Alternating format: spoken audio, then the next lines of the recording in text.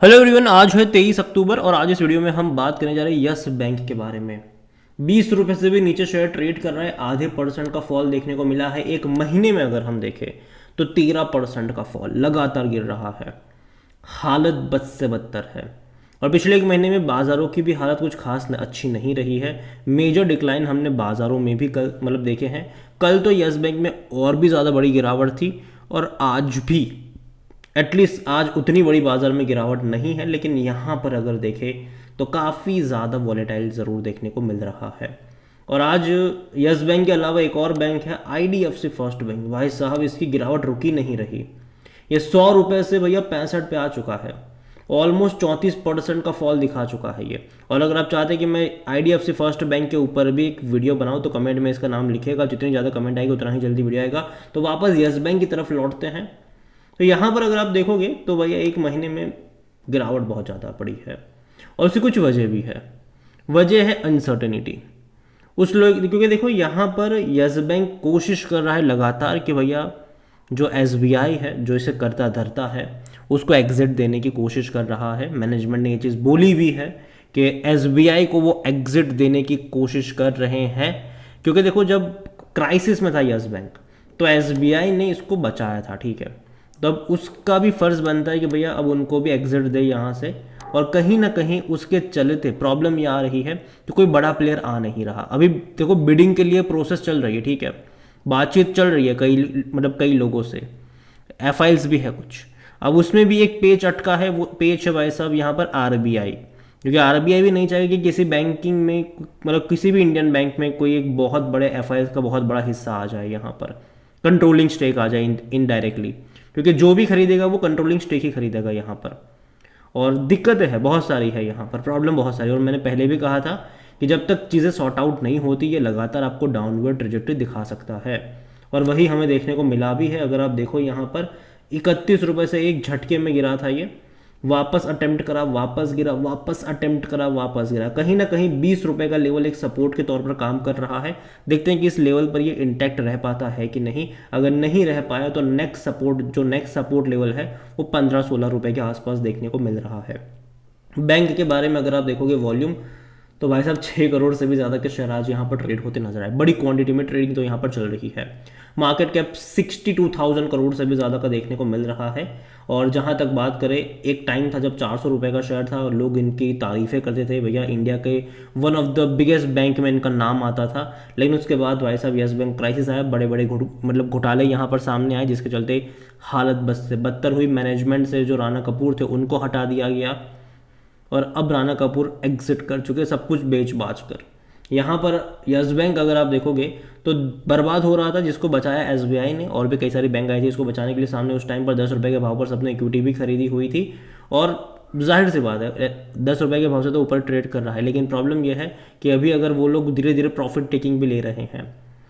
SBI नहीं करा, लेकिन कुछ लोग जिन्होंने खरीदारी करी थी वो लोग प्रॉफिट टेकिंग कर रहे हैं और अभी गिरावट में तो काफ़ी ज़्यादा है।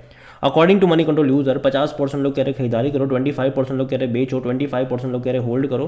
कंपनी में अगर आप यहाँ पर देखोगे डिविडेंड तो भूल जाओ कि आपको ये पे करेगा। रीज़न सिंपल सा है कि अभी यहाँ पर डिविडेंड के बारे में उतना ज़्यादा डिस्कशन नहीं हो रहा है।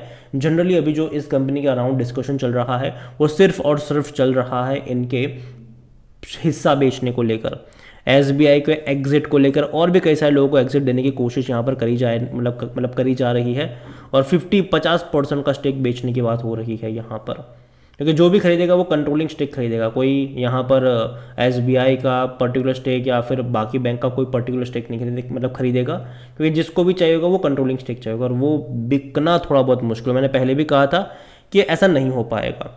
ये तब हो सकता है या तो जब शेयर में मेजर फॉल हमें देखने को मिले, मेजर गिरावट जब शेयर में देखने को मिल जाए, और उसके बाद जब वैल्यूएशन सस्ता हो सकता है तब शायद कोई खरीदारी कर सकता है यहाँ पर। लेकिन अभी जिस वैल्यूएशन पर यस बैंक है वो महंगा वैल्यूएशन है। और ऐसे में किसी बड़े प्लेयर का आना, किसी भी बड़े प्लेयर का बहुत सारे पैसे लगाना, मुझे लगता है कि थोड़ी बहुत दिक्कत दे सकता है इन्हें। और जहाँ तक बात करें इनके वैल्यूएशन को लेकर तो देखिए 43 का पी है, महंगा है ये। सेक्टर पी 17 का है। अब आप बोलोगे कि यार भाई साहब महंगा कैसे है, शेयर तो भैया 20 रुपये पर आ चुका है। शेयर अच्छा खासा प्रॉफिट भी कर रहा है, पिछले कुछ क्वार्टर में 500 करोड़ तक के भी प्रॉफिट्स देखे हैं। तो क्यों महंगा है ये? देखो महंगा ये इसलिए है क्योंकि देखने में 20 रुपये आपको सस्ता लग सकता है, लेकिन प्रॉब्लम ये हुई है कि इनमें कई सारे शेयर्स डंप करेगा, इक्विटी यहाँ पर डंप हुई है।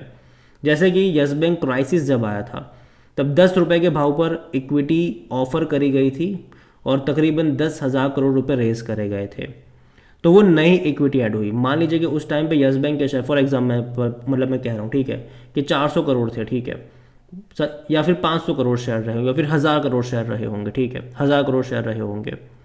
10 रुपये के भाव पर इक्विटी इन्फ्यूज़ करके इन्होंने मान लीजिए कि 10,000 करोड़ उस टाइम पे रेज करे थे, तो 1000 करोड़ नए शेयर इन्होंने इश्यू करे। तो जो पहले नंबर ऑफ शेयर 1000 करोड़ थे वो 2000 करोड़ हो गए। बाद में दोबारा एफपीओ के जरिए ऑलमोस्ट 15,000 करोड़ रुपए रेज करे गए। उस टाइम पे 1200 करोड़ और इक्विटी इन्फ्यूज़ करी गई, ठीक है, तो और नए शेयर ऐड हुए।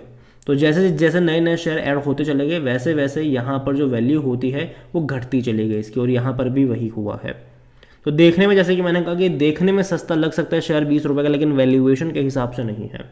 जहाँ तक शेयर होल्डिंग के बारे में देखें, हालांकि अच्छी बात, देखो मैं यहाँ पर ये जरूर कहूँगा कि पिछले 2 क्वार्टर के नंबर अच्छे थे, स्पेसिफिकली इनके प्रॉफिट वाइज, क्योंकि इनके मार्जिन में इंप्रूवमेंट आ रहा है। पहले इनके जब रेवेन्यू 8,000 करोड़ थे लेकिन प्रॉफिट 250 करोड़ का भी नहीं था, लेकिन बाद में जब 9,000 करोड़ मतलब रेवेन्यू हुआ, थोड़ा सा इंक्रीज आया रेवेन्यू में, लेकिन प्रॉफिट इनका डबल से भी ज़्यादा हो गया। बाद में क्या हुआ, अगेन 500 करोड़। तो अगेन एक्सपेक्टेशन यही है कि अभी जब इनके नेक्स्ट क्वार्टर के जो रिजल्ट्स आने वाले हैं, 2 दिन में इनके रिजल्ट्स आने वाले, इस सैटरडे को इनके नंबर्स आएंगे, तो रिजल्ट जब इनके आने वाले हैं तो वो इंपॉर्टेंट होने वाले हैं इनके रिजल्ट्स के, वो कैसे आते हैं। और मैं इतना ही कहूँगी जब तक रिजल्ट्स ना आ जाए दूर बैठो तमाशा देखो। मुझे लगता है कि नतीजे इंपॉर्टेंट होने वाले हैं इस बार, क्योंकि उसी से पता चलेगा कि भैया इनके मार्जिन क्या वाकई में नंबर जो 500 करोड़ था लास्ट क्वार्टर का, ये वाकई में इंक्रीज वाला देखने को मिलेगा, या फिर वापस ये 250-300 करोड़ की रेंज में आ जाएंगे। अगर इनका प्रॉफिट 500 करोड़ से ज़्यादा अगर नहीं हुआ तो शायद ये उतना अच्छा नंबर नहीं होगा। तो मैं रिजल्ट्स का वेट करना यहाँ पर ज़्यादा पसंद करूँगा।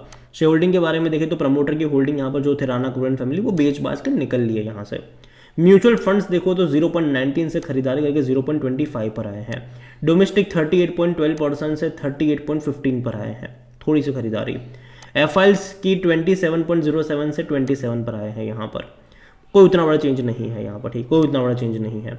रिटेल की होल्डिंग अगर देखो तो वो 34.60% में, रिटेल इन्वेस्टर जो है वो यहाँ पर 22.44% पर है। जो अदर पार्टीज है वो 12.15% का स्टेक यहाँ पर लेकर बैठे हुए हैं।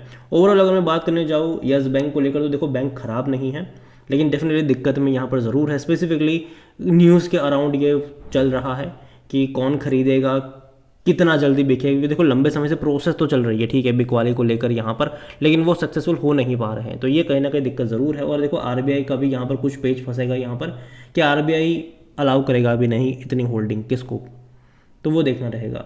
और मुझे लगता है कि अभी शायद अगर शेयर में गिरावट आती है तो वैल्यूएशन इसका गिरेगा, और जब कम वैल्यूएशन के ऊपर होगा तब शायद कोई खरीदे इसको। तो यहाँ पर मैं इतना ही कहूँगा कि दूर बैठो तमाशा देखो। इनके रिजल्ट्स आने वाले हैं, 3-4 दिनों में इनके रिजल्ट्स आने वाले हैं, तो एक बार इसके रिजल्ट्स को देख लो कि वो कैसे हैं। और जहाँ तक यस बैंक की बात है, 20 रुपये का इनिशियल सपोर्ट यहाँ पर जरूर नजर आता है। उसके बाद जो स्ट्रॉन्ग सपोर्ट नजर आता है वो 16 रुपये के आसपास ज़रूर है, 15-16 रुपये के आसपास का एक स्ट्रॉन्ग सपोर्ट है। अगेन ये मेरा पर्सनल ओपिनियन है, कोई भी इन्वेस्टमेंट एडवाइस नहीं है। ये वीडियो को यहीं पे एंड करता हूँ। पसंद हो तो लाइक करो, शेयर करो। चैनल अगर पहले बाहर है तो प्लीज़ सब्सक्राइब करो। यस बैंक के बारे में आप क्या सोचते हैं वो भी आप मुझे कमेंट में लिख के बता सकते हैं। Thank you.